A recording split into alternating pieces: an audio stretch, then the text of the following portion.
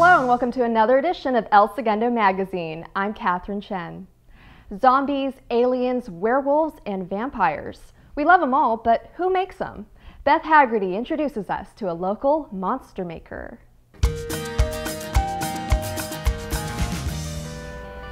We're here in the industrial district of El Segundo, and you may not know it, but behind this door walk some of the scariest creatures you'll ever encounter. I want to introduce you to Kris Kobzina. Come with me.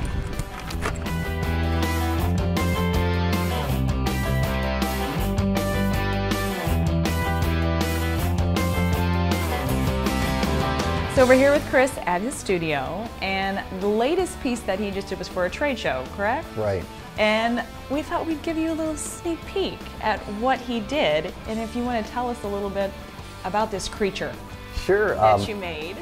You know, it was just one of those things. I didn't realize how much time I had for this particular trade show, but then it ended up working out. I had about a month, and so I'd say by the third week I decided, I was like, okay, I'm going to do something. I'm going to do something big. So what I did is I created a character. First I drew it all out, and I called him the Hellion, just because it just looks like something from hell. So I just wanted to do these muscles and just really twist the anatomy up a little bit by keeping, you know, the sheer size of it and the veins, things like that. Just like a crazy rib cage and abs. He's got an extra set of abs too. So you know, it's like looking good. It's like a 10-pack or something. Well, this is an unpainted face. Right. I had to remove it, so it's a little. You had to let him out. Yeah, I had to release him. But this would, like, the face would go on here, and then of course you have the hands too. So it was a complete upper body suit. So how long did this take for you to assemble onto him? I think it was right around, I'd say about 2.5 hours or so. Thank you for showing us your latest. He's so vain. See, everywhere you go, somebody's got their jokes. Makeup industry jokes, right there. Now that you've seen a taste of what Kris can do, let's sit down with him and see what makes him tick. When did you know that you were interested in this and wanted to do this? It all started probably when I was about 5. My mom checked out a Frankenstein reel-to-reel roll of film from the library. And ever since I saw that original black and white movie, I knew that the questions started coming in my head. How did they make this? Just read anything about the movie and just started studying it, and then discovered there were more. I knew that that's what I wanted to do. So you were in Virginia, and then you were in Orlando, and what made you make the big move all the way over to the West Coast? I came out here and realized that this is where it's at. This is where all the jobs are.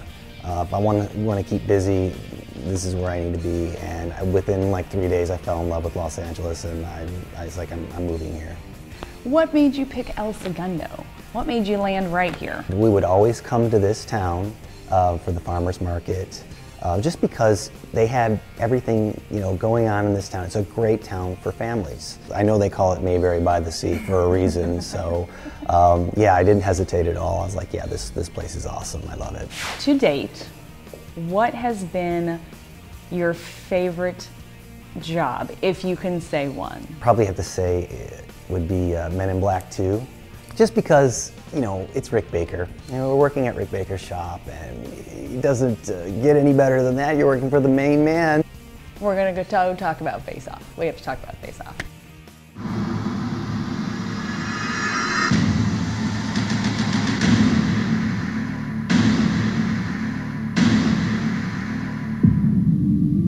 Kris made it down to the final 3 contestants on this past season of Sci-Fi's wildly popular show, Face Off.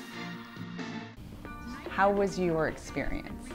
My experience was excellent. I mean, I couldn't ask for a better group to be with on the show. Everybody was just incredibly cool, and I think we all made a pact in the beginning saying, let's make this about the art and not about, you know, the drama. What was your favorite spotlight challenge? Well, you know, the first few challenges, it was very nerve-wracking. I think, you know, maybe I overthought a couple of things, but I think the Evil Dead challenge was The one that, the Mummy Evil Dead challenge was the one for me. We all had goals on the show, and we just really wanted to push the envelope.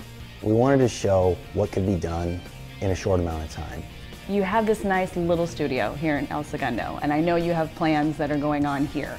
Give me a little information about what you're doing in the workshop with the local community. There'll be a zombie effects workshop. It'll be a weekend long. We'll do zombie makeups and things that you have in your kitchen.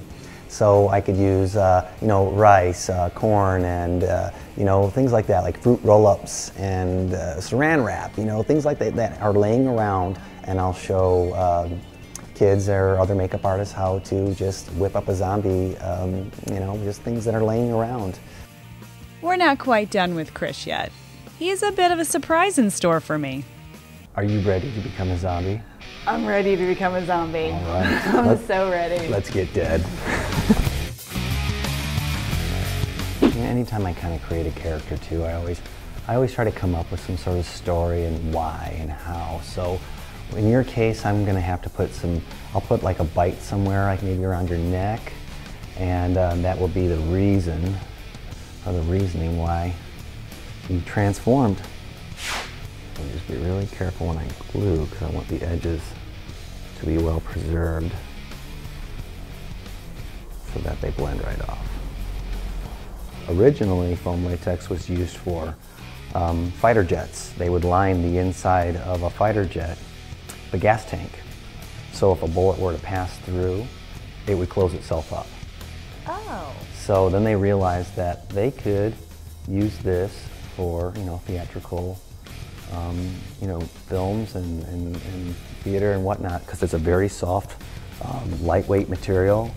It's a process to you know, get through all of its elements, but once it's in its final stage, it's very handy to have, especially getting a lot of movement out of the piece, so an actor can really animate the foam piece. Well, when I smile, I can feel it a little bit, but it's just light. It doesn't really feel like much of anything. But I know it's going to look crazy cool later, in just a little bit.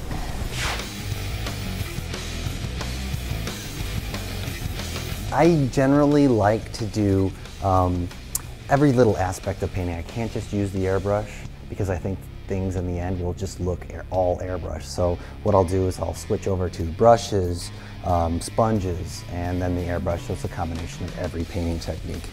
Just gives it that bit of dimension. It just roughs up the skin a little bit, puts those little spots instead of having it so porcelain.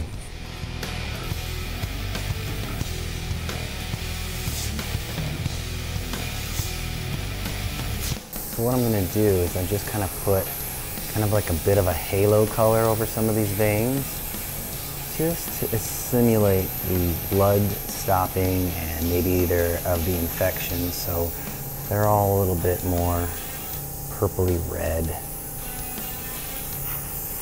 And this is adding depth, putting a little bit of shadow in there to kind of sink your eyes back a little bit more.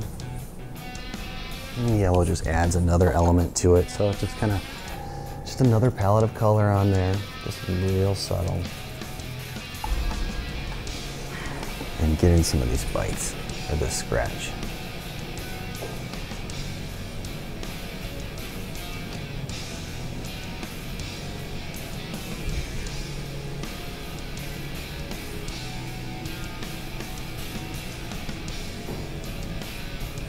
Now, the zombie blood.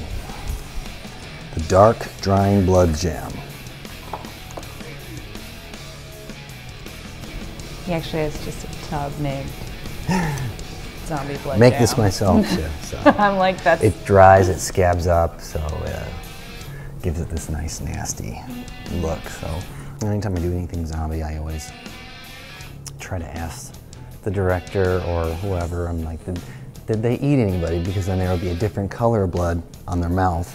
And there's always different stages of blood as far as like coagulating blood. There's low light blood, so it's really light. It's for night scenes, so you can really see the blood. And then they have flowing blood and scab blood and all different kinds of things. So, you know, it's funny, I've been doing this since I was a kid. because I didn't want the makeup to rub off on my clothes.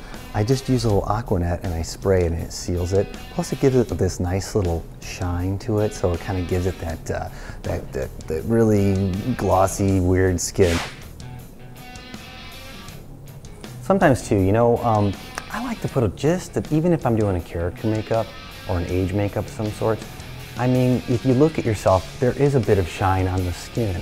What bothers me sometimes is if it's so matte, it almost just defeats the purpose. It doesn't look real. And I think by having a little bit of shine in the makeup just pushes it to the next level a little bit.